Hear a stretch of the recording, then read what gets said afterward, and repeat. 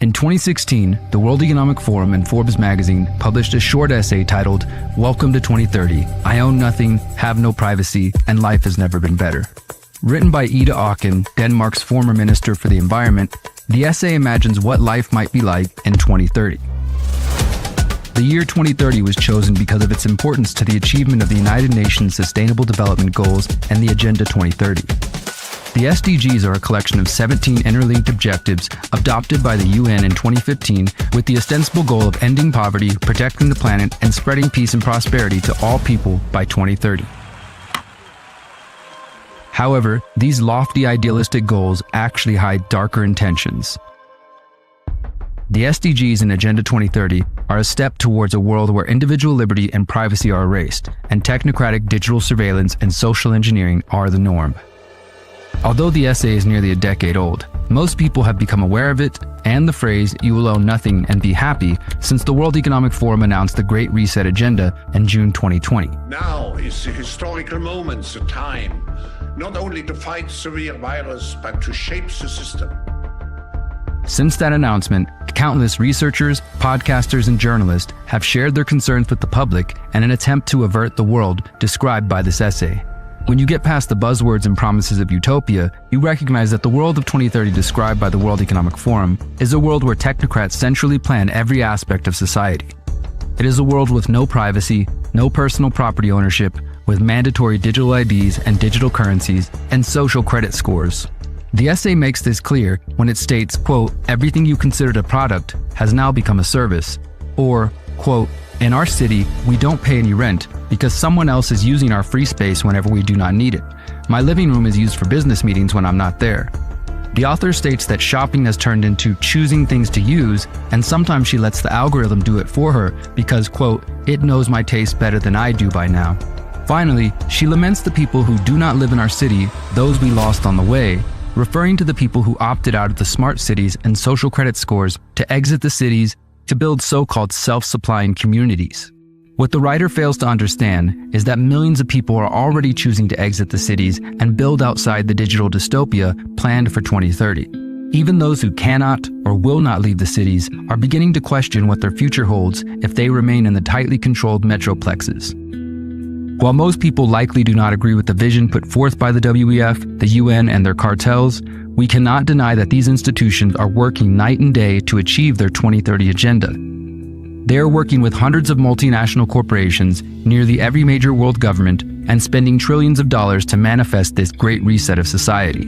And while millions of people have woken up to this agenda, the vast majority are still spending their time being reactive and allowing these technocrats to manipulate their emotions and actions, and thus their lives. What if, instead of exclusively being reactionary, we put all of our energy into creating our own visions for 2030? If we know we reject the technocratic Great Reset and Agenda 2030, then we must spend time getting to know exactly what we are seeking to create. Instead of "you will own nothing and be happy in 2030, perhaps we can make it "you will be thriving and you will be fulfilled in 2030. The answer completely depends on every single one of us. The future generations are depending on us to build an alternative to the technocratic vision. Here's one alternative vision to the world of 2030. Welcome to 2030. I own land, live among like-minded people, and life has never been better. Welcome to my home. I own a couple of acres in an intentional community 1 hour outside of a major city. I live in a hempcrete home with my family and our pets.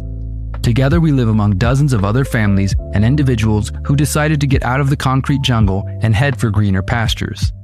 Every family owns their own land and their own home. The founders of our community bought the land and began recruiting members in the late 2010s as the surveillance grids became more obvious. Our community has built our own homes, roads, a network of trails, and a community center where we host educational workshops to teach others how to become independent from the grid.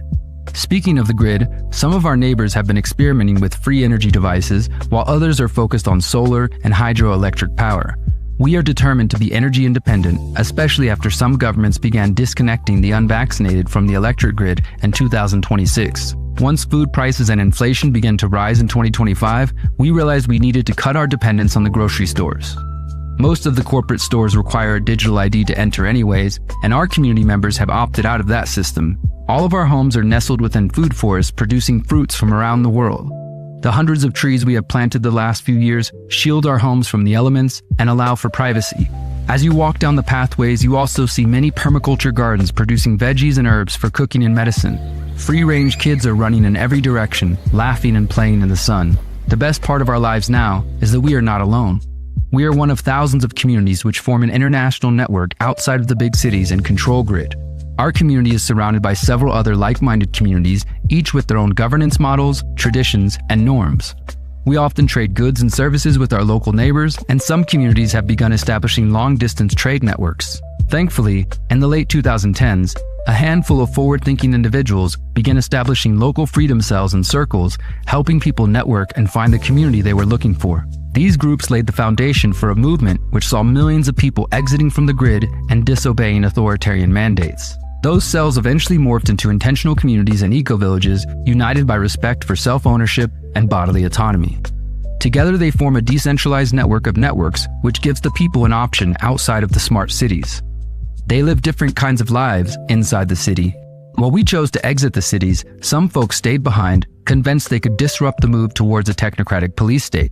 And in some cases, they were correct.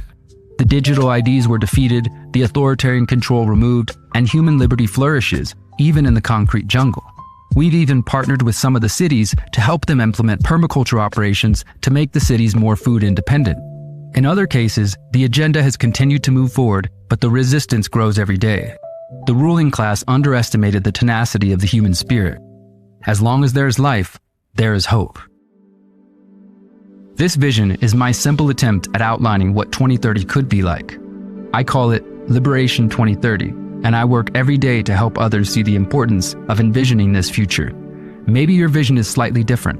Whatever it is, write it down, see it in your mind, and do what you can to bring it to reality. Let's reject Agenda 2030 and the Great Reset, and let's build the People's Reset.